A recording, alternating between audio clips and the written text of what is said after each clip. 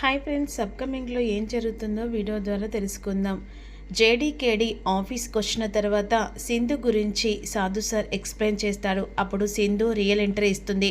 సింధుకు అందరినీ పరిచయం చేస్తూ ఉంటారు. రమ్య అందరినీ కలిపి పరిచయం చేసిన తర్వాత ఈలోపు ఇక జేడీ గురించి చెప్పిన తర్వాత ఇక కేడి గురించి సాధు సార్ పరిచయం చేయబోతుండగా అయ్యో తను బావ అని చెప్పేసి అన్న తర్వాత జేడి ఒక్కసారి షాక్ అయిపోతుంది. ఏంటి ముందే నీకు కేడి తెలుసా సింధు అని చెప్పేసి ఈ విధంగా సాధు సార్ అడుగుతాడు. అయ్యో నాకెందుకు తెలియదు సార్, నాకు ఆల్రెడీ ముందే తెలుసు. ఒకప్పటి పరిచయం, ఆ పరిచయం అలాగే మర్చిపోకుండా ఉంటుందా అని సింధు మాటలకు జేడి ఉగ్ర రూపం చూపిస్తూ ఉంటుంది. ఓహో కేడి నీకు ముందే సింధు తెలుసా అని అంటుండగా ఆశ్చర్యపోయి చూస్తూ ఉంటాడు కేడి. అవును, ఒకప్పుడు గుర్తు పెట్టుకున్న బావ ఎప్పుడు లైఫ్ లాంగ్ గుర్తు ఉంటాడు. ఏంటి బావా నన్ను మర్చిపోయావా? ఏంటి కేడి తను అంత మర్చిపోకుండా అంత మెమరబుల్గా నిన్ను గుర్తుంచుకుందా అని ఈ విధంగా జేడి కేడిని అడుగుతూ ఉంటుంది. అసలు నువ్వెవరు అన్నట్టుగా కేడి చూస్తూ ఉంటాడు. అదేంటి బావా నన్ను అలా చూస్తున్నావు? నేను తెలియనట్టుగా గుర్తుపట్టనట్టుగా. నేను బావా సింధును, నువ్వు మర్చిపోయినా నేను మర్చిపోను అని చెప్పేసి ఐ లవ్ యూ అని చెప్పేసి సార్ దగ్గరే అంటే సాధు సార్ దగ్గర ఆఫీస్లోనే వెంటనే కేడిని హక్ చేసుకుంటుంది. జేడి గుండెలు పగిలిపోతాయి. వెంటనే కేడి వదులు అని చెప్పేసి అంటాడు. అదేంటి బావా, ఒక్కసారి సింధు మెదట్లో గుర్తు పెట్టుకుంటే లైఫ్ అంటే పోయేదాకా కూడా ఏ మాత్రం కూడా మర్చిపోదు. అలాంటి నువ్వు నన్ను మర్చిపోయావా? సింధు తొందరపాటు ఎక్కువ అనుకుంటా నీకు. ఓ సారీ సార్, ఇది ఆఫీస్ రూమ్ కదా, మర్చిపోయాను సార్, ఎక్స్ట్రీమ్లీ సారీ సార్. ఇక రమ్య తనని తీసుకెళ్ళి బాయ్ బావా అని చెప్పేసి కేడికి బాయ్ చెప్పి వెళ్ళిపోతుంది. ఇక వెంటనే సాధు సార్ నవ్వుతూ ఓకే తన గురించి చూసావు కదా? బాగా చూశాను సార్, బాగా కూడా అబ్జర్వ్ చేశాను. ఇక కేడి మనసులో అనుకుంటాడు, ఈరోజు ఇక జేడి చేతిలో నా పని అవుట్ అని చెప్పేసి అనుకుంటాడు.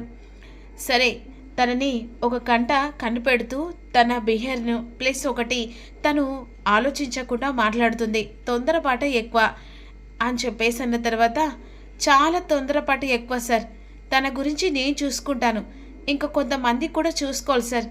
ఓకే జడే యు కెరియన్ ఓకే సార్ అని చెప్పేసి అక్కడి నుంచి ఇంటికి వస్తారు. కోపంతో రగిలిపోతూ మంటతో వస్తారు.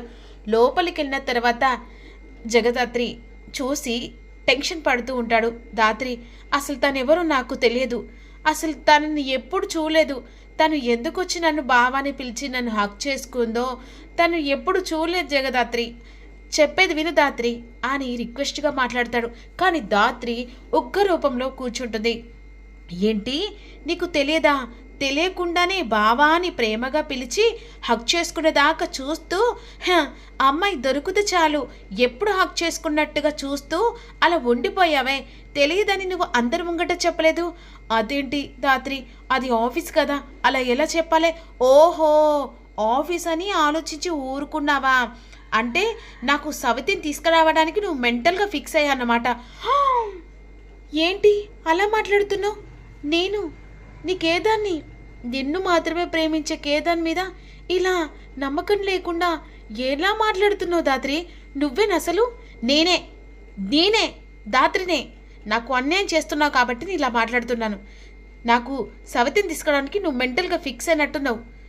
దాత్రి ఇంకోసారి ఆ మాట రిపీట్ చేయకు, నాకేదోలా ఉంది. నీకు ఏదోలా ఉంటే నా కళ్ళ ముంగట నా మొగుడిని తనకు చేసుకుంటే నాకెంత మండాలే, ఒళ్ళంతా కంపరమై. అది బావాని ప్రేమగా పిలుస్తూ ఉంటే నువ్వు ఇలా చొంగు కాచుకుంటూ చూస్తున్నావు ఏంటి? నేను అక్కడ అలా చూస్తున్నానా? అంటే నేను నీ జీవితంలో అడుగు పెట్టముందుకే ఆ సింధు నీ జీవితంలో అడుగు పెట్టింది. తను నీకు ఎవరో తెలుసు అంటే మీరిద్దరూ ఒకరికొకరు పరిచయం ఉన్నారు, కానీ అక్కడ ఏం తెలియనట్లు చూస్తూ ఉన్నావు. అయ్యో దాత్రి, నిజం దాత్రి, తను చూడడం ఫస్ట్ టైం, తను ఎందుకు అలా పిలిచిందో, తను ఎందుకు అలా హక్ చేసుకుంది, నిజంగా ప్రామిస్ నాకు తెలియదు దాత్రి అని ఈ విధంగా అన్న తర్వాత నువ్వు నాతో మాట్లాడకు, నీకు నాకు ఎలాంటి మాటలు లేవు, వదిలేసేయ్ అని కోపంగా పడుకుంటుంది.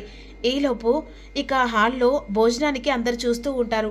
ఆ సమయంలో దాత్రి వాళ్ళు రాలేదా అని కౌశిక్ అడుగుతుంది.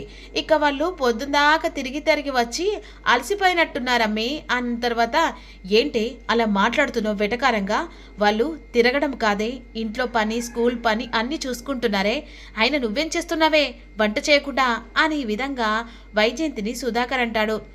జగదాత్రి అని చెప్పేసి పిలుస్తుండగా, అదిగో దాత్రి అక్క పిలుస్తుంది, దండం పెడతాను, ఇక వెంటనే హాల్లోకి వచ్చి కాస్త భోజనం చెయ్యి.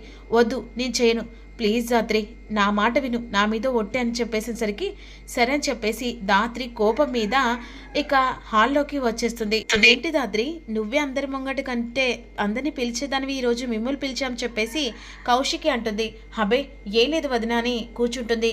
ఎందుకు అలా డల్గా ఉన్నావు, ఏం జరిగిందనేసరికి ఇక కేదార్ షాకింగ్గా చూస్తూ ఉండిపోతాడు.